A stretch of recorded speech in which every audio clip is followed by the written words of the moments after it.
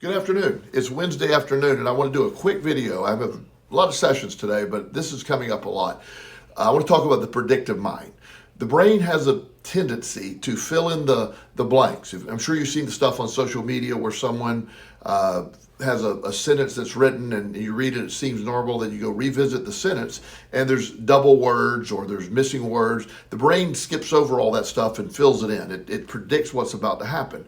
A psychologist has recently done a study where he had people look at a snowy television screen. It's just like there's nothing there but snowy, that like you're on the wrong channel. And he told people that there were pictures embedded of people's faces. Well, once they had that information, the brain started gathering information and they started believing they were seeing faces. There was none there, but the brain filled that in. When you see, he also had people see fire trucks or a duck even. There's just various things. No matter what he planted in the brain, they were able to fill that in. We have, in our everyday life, we have a lifetime of historical things that have happened. So when an event happens, most often we use some of that negative history to fill in the blank of what could go wrong. Your 16-year-old child is 20 minutes late getting home and he won't answer his cell phone. So there's a predictive process of all the things that could have gone wrong.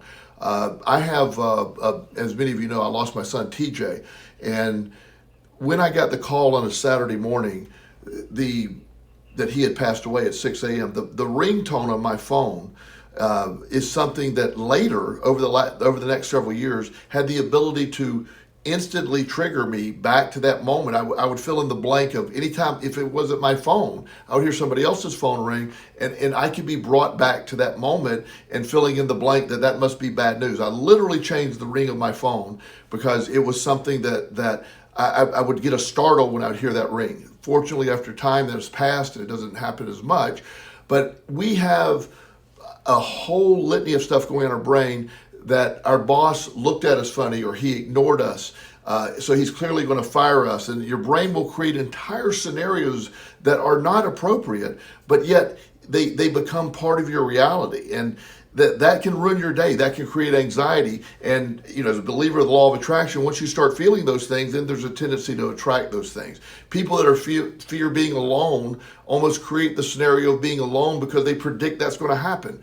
People that have trouble losing weight have a scenario that they're not going to be able to stop eating the sugar. People that have a lack of money have a tendency to do the same thing. The brain has a predictive mechanism that makes a lot of things happen in a subconscious realm that we don't know about. Believe it or not, you can control that. And when you start changing the narrative and look at best case scenarios instead of allowing the brain to reframe things always to a negative, it makes a big difference in your life. I got to roll today. Really good to talk to you. I'll get more on these videos. I promise to do these, but of course my ADD brain, a busy schedule, the odds of that happening were pretty slim, but I will get on that. Have a great day. Thanks.